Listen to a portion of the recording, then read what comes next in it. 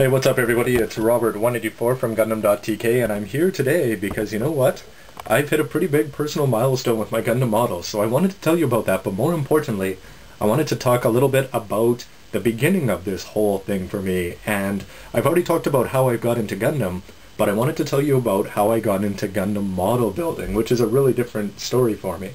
So as I said before, I watched the 08th MS Team, thanks to a friend who gave it to me on DVD. And I thought that that was great, and I really liked the ground Gundam, mostly because it was really the only hero I had ever seen, and I thought, hey, he's sort of cool. And at the time, I didn't even know he was different from RX-78-2 or anything else like that.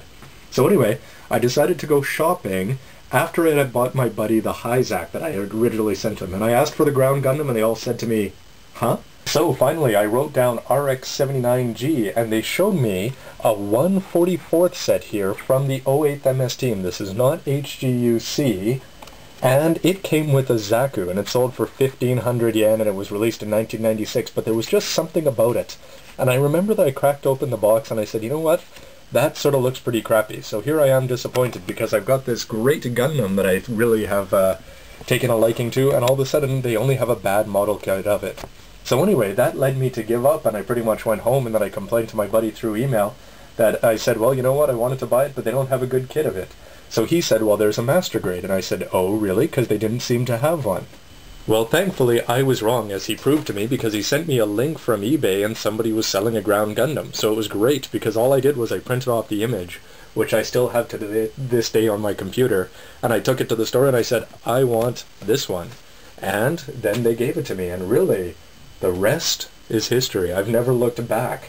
And I have to say that this was a great kit for my first one, and really simply put, it was complicated enough to make it challenging and interesting, but it wasn't frustrating at all. And afterwards, it had good posability. I was pretty happy with everything about it, and it just made me excited about building other kits in the future.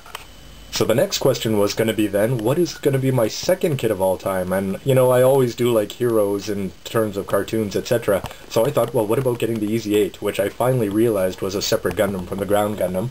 But when I looked at the package, I realized, you know what, the construction of this is almost identical to the old ground Gundam that I've already built, and I don't want to build the same Gundam back to back. And besides that, you know what?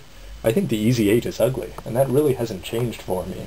So instead, I bought the Goof Custom Master Grade. And then you know what I did? I think I built only the shield and the weapons, and then I lost a screw, and it sat in a box for the next 2 years. And the worst part was that I realized that I didn't mind the fact that I never completed this model at all. So as I watched more and more Gundam series, including Seed, I wanted to buy Ailstrike, I watched the original Gundam, didn't buy anything yet for a while, then I watched Zeta and got a Mark II, and then I got the Zeta version 2.0s and really was impressed by them. Then I got Strike Freedom, etc. I realized that I was only interested in buying the heroes of all of these sets. So besides building master grades from other kits, I decided that I didn't really like high-grade kits for anything in general because they just had too many details that were missing, and a perfect example of that is the high-grade Ailstrike, where it doesn't have any gray or anything in the shoulders, etc., and that's something that comes across perfectly in the master grade 1/100s. But where high-grade Universal Century really did shine for me was for the bad guys from the original Gundam. And if you're here in Japan, you can't help but be inundated with images of Zaku's, Goofs, and Domes, even if you don't know what they are, or even the fact that they were Gundam enemies. But watching the show, I realized how iconic they were, but in high-grade Universal Century, they come across fantastic. So for bad guys, I was happy with HGUC, but for good guys, sure enough, I wanted to keep up my 1/100th master grade line. So now, going back, I wouldn't have it any other way. And if I had bought that 1/44th ground Gundam and Zaku set, maybe I would have thought that it sucked and I might never have continued building Gundam models. That may have been better for my wallet, but I'd be missing out on a great hobby.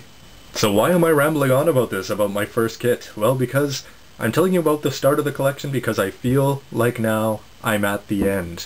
This would have been my second kit ever, if it wasn't for the fact that I felt it was so incredibly ugly. And you know what? I still sort of do. But this is the last lead Gundam that I have to finish, and then I will have them all. Well, until the 00 Quanta new series comes out. But anyway, I wonder how I'm going to feel when I'm all done. Thanks to how much I enjoyed the 08th MS Team and building my Master Grade ground Gundam, someday, when I get all of my lead Gundams together in one place, you can look forward to reviews of all of them at gundam.tk. and I hope that you've enjoyed watching them as much as I've enjoyed sharing them with you. So anyway, thanks everybody. Stay tuned for the review of the Easy 8. Will I be hard on it, or will it sort of surprise me in a pleasant way? Anyway, thanks for watching, and stay tuned for lots more, everybody. Take care.